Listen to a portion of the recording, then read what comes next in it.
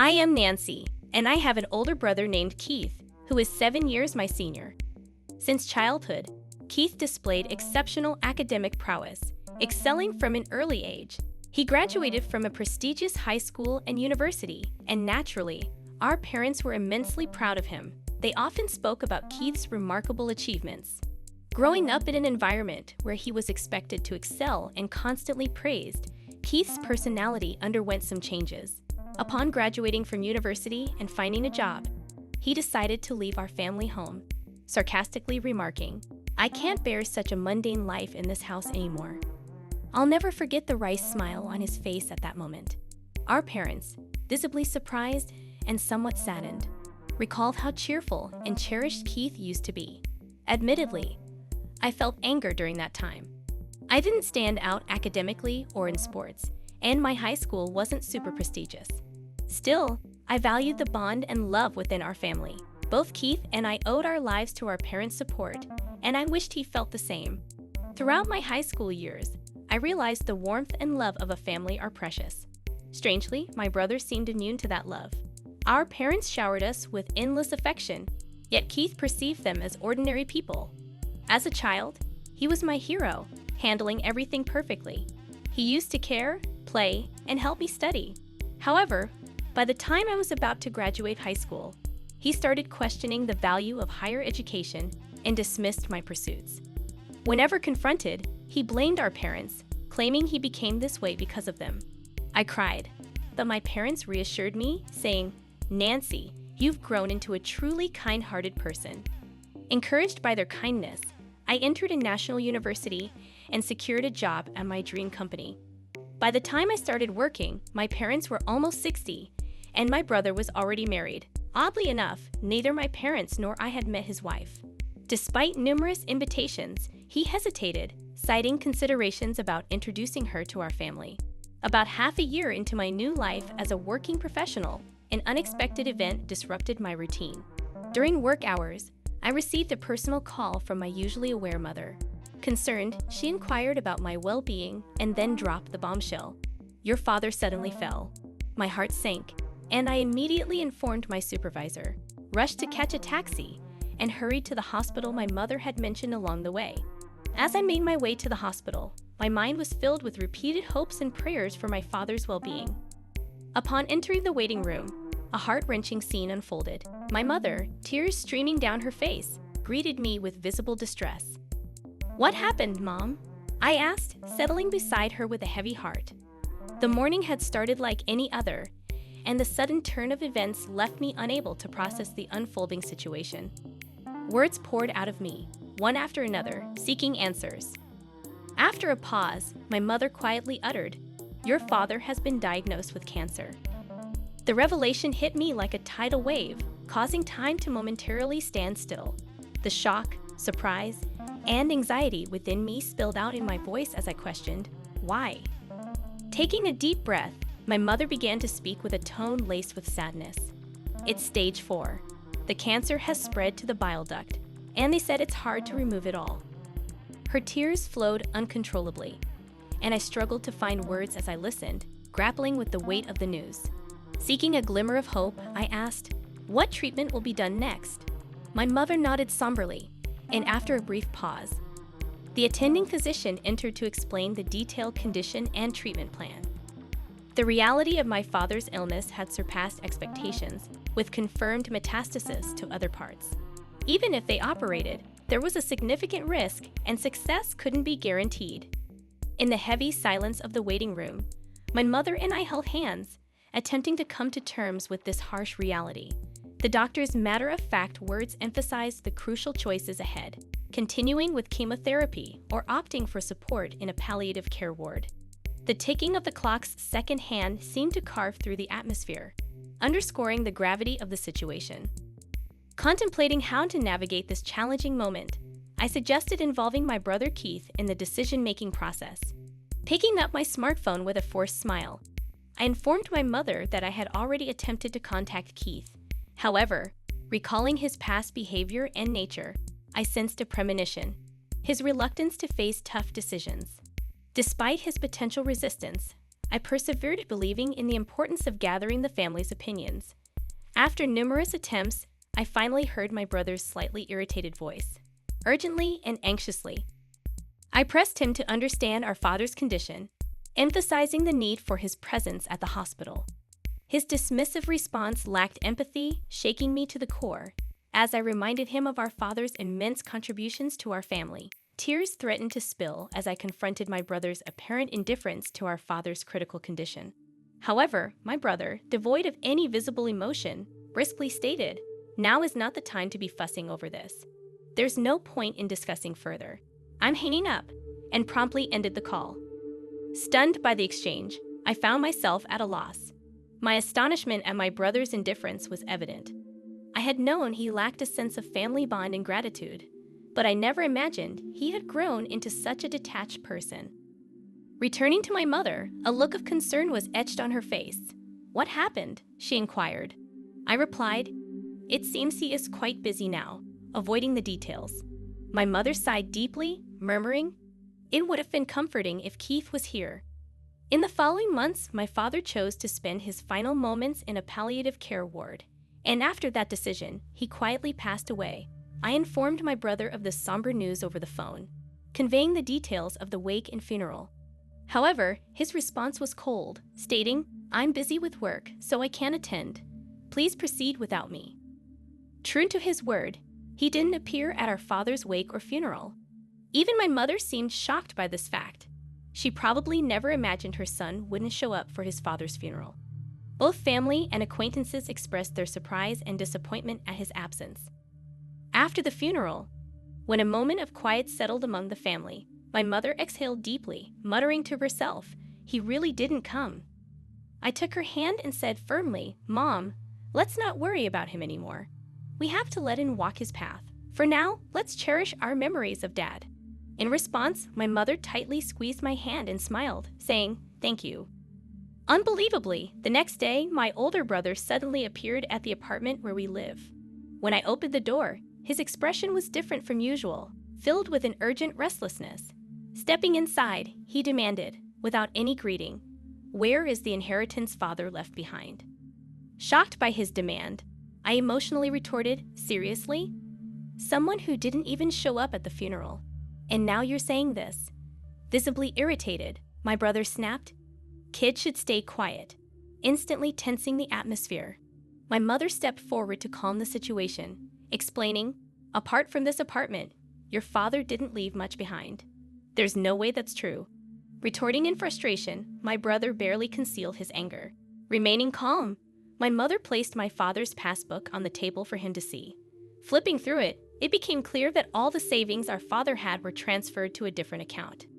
"What is this all about?" my brother exclaimed in surprise. Gently, my mother replied, "Your father had instructed to move all the money to my account earlier. Also, this apartment's name has been changed, and now it's in my name." Taken aback, my brother was at a loss for words. He merely clicked his tongue in frustration and left.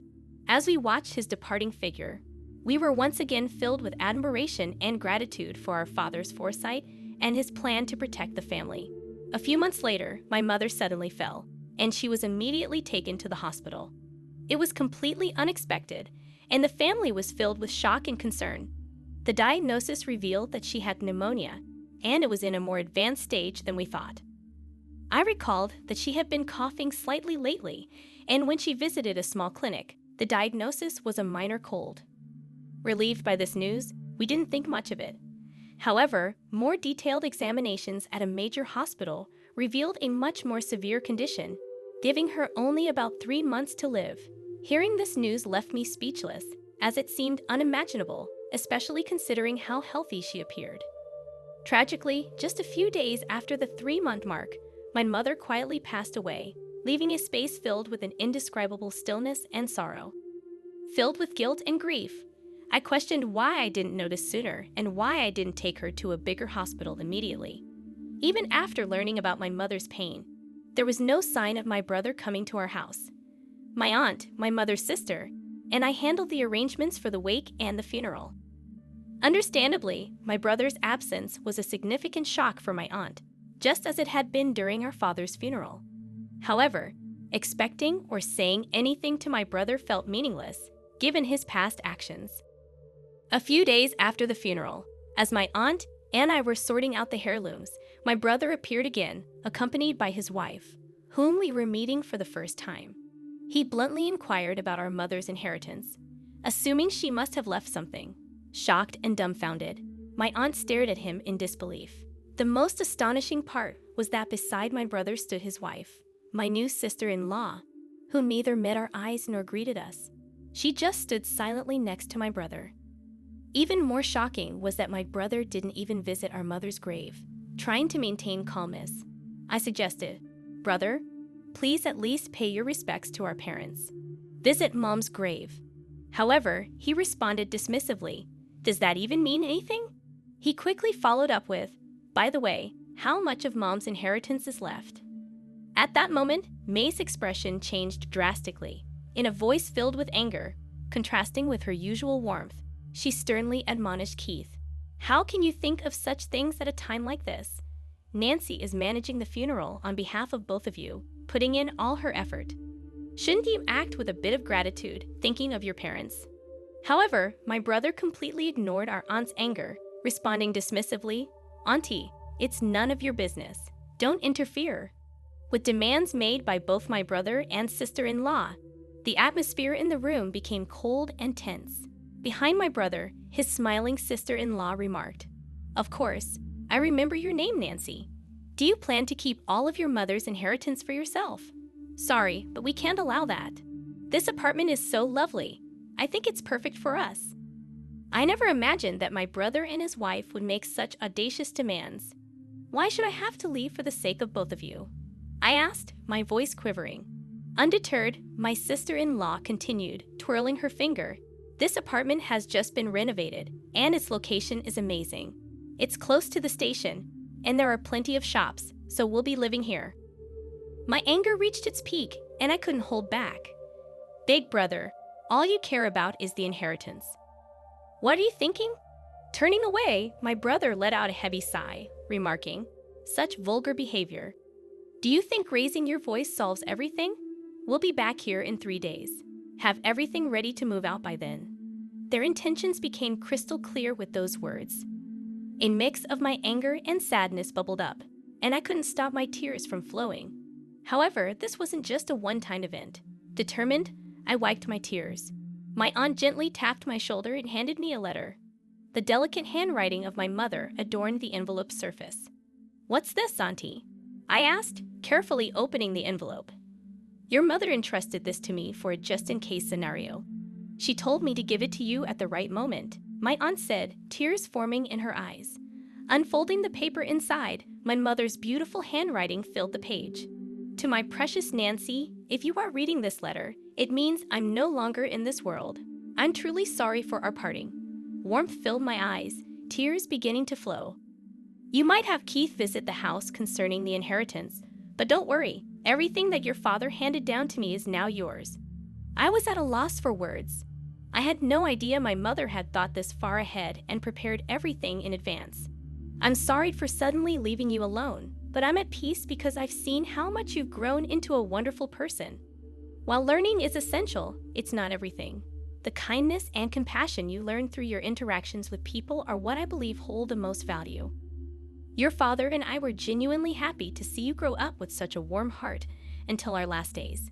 Words can't express just how proud we are of you. I truly want to express my heartfelt gratitude. Thank you." Overwhelmed, I read on, deeply moved. "Mom."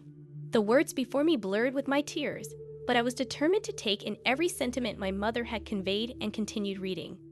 "Actually, after your father passed away, following his wishes, I secretly changed the apartment's ownership to your name. I'm sorry for using your seal without permission, but it was both your father's and my wish. Please don't be angry. Life has its ups and downs. Even when things get tough, we want you to persevere and live your life fully, so stay strong and find your happiness." The letter ended there, tears streaming down my face, wetting the paper. My aunt, standing next to me, pressed her eyes and shed tears alongside me. "Your sister truly cared about you. In her heart, you were a treasure," my aunt said, gently holding my hand. From the envelope, a bank book in my name emerged. It seemed like something my mother must have secretly made in the past. To my surprise, when I opened the bank book, a substantial amount was recorded. I felt that this was probably the inheritance from my father that my mother had saved for me. A few days later, my brother and his wife showed up at the house without even knocking on the door. They entered as if it was their own home. "It's time for you to leave, just as promised, right?" my brother sarcastically said. As I stood still, my sister-in-law became irritated. "Isn't it your duty to leave quickly?" she said, almost as a command.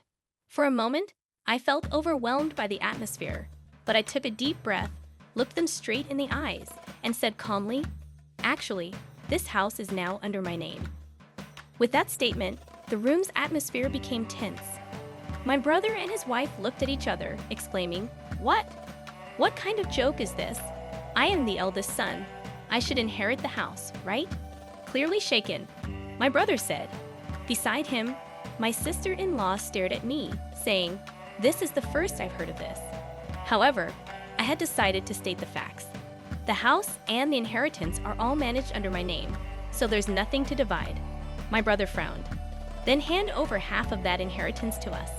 But I questioned his face turning red. This money was left for my future and to ensure that I take care of the house. "You always looked down on me. And now you're asking for money? What changed?" Surprisingly, my sister-in-law exclaimed, "Wait, what is this? This isn't what we were expecting." From what I gathered, my brother recently faced significant trouble at his job and was subsequently fired. Not only that, but he and his wife were moving from one day job to another, seemingly in a tight spot financially. They probably had high hopes for my mother's inheritance and the house. But with my revelation, their expectations were shattered, and they began bickering, placing blame on one another. Watching their childish dispute, I thought, what can possibly be gained from all this? To them, I said calmly, "This is my house now. If you make any unnecessary fuss, I'll call the police." Trembling with anger, they reluctantly accepted my words and left. Since then, I've had no contact with them. I deliberately deleted all their contact details and began a new life in this apartment. This apartment is my treasure, filled with memories of my father and mother. Now I have a loving partner by my side. We plan to build a new family in this apartment. He respects my decision and proposed that we take the first step of our new life here. Our future is bright, and I want to pass on the warm love my parents gave me to the children we will have in the future.